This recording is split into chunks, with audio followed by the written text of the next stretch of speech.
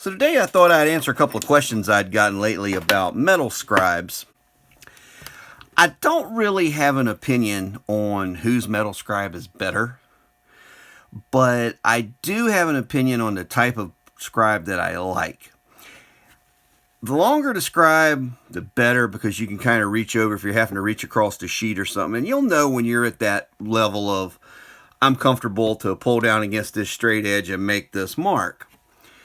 Now, either one of these two scribes will do that. Now, this one, in my opinion, has a little bit of safety margin to it compared to the other one.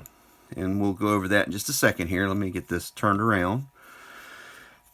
I've had this scribe right here for probably about 20 years. It came from a place over in Norfolk, Virginia called Henry Walk and Associates, and I don't know if they're even still in business now because I haven't been over that way in quite some time.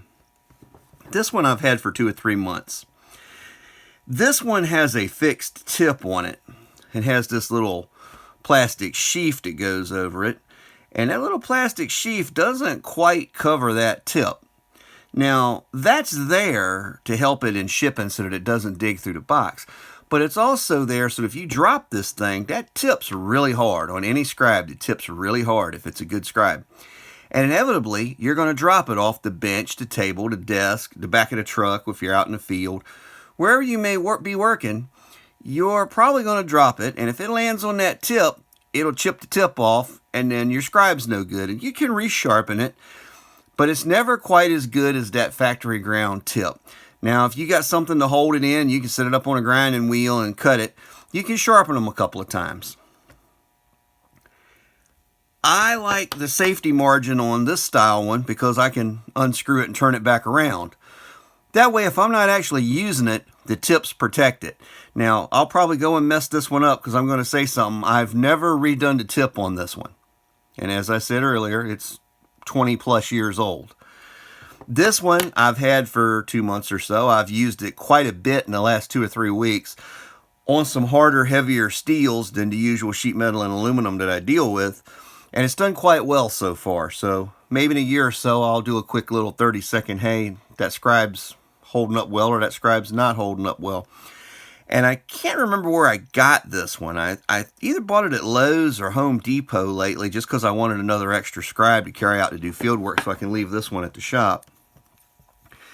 But that's really what I look for in a scribe, is being able to turn this tip around.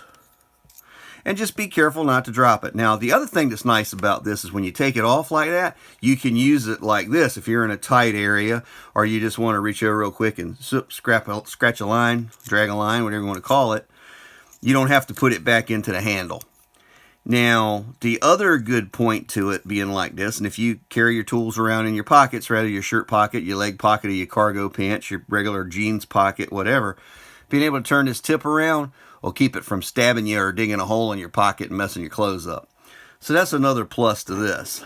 Now this one, I'm going to try to get a longer little piece of tube to go on the end of it here and maybe melt the end shut with a soldering iron just so it's got a little more to hold on to pull it off and have a little longer tip to it. So that's it for scribes. Just find one you're comfortable with. That's the main thing I look for, is protecting the end, and scribe forth and make your marks. And remember, the thinner you can make your line, the more accurate your cut will be. So that's why scribes are great. So with all that said, I hope everybody had a great Thanksgiving, safe Thanksgiving, and wishing you a safe and happy holidays. As always, practice your skills, learn a new one. Either way, turn them into craftsmanship. You never know how far they'll take you.